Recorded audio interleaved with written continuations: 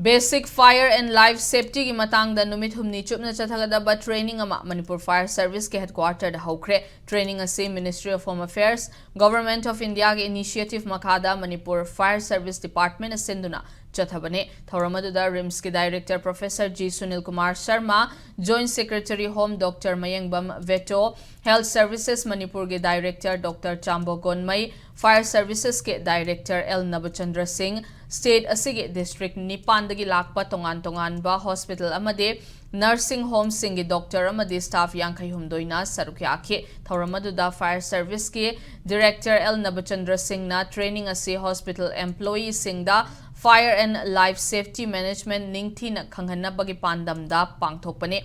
Asigumba thauramasi hospital amade nursing home khaktana tana government amade private office amade tongan ba institution singda mathang pangthokhigani haina phongdokhi.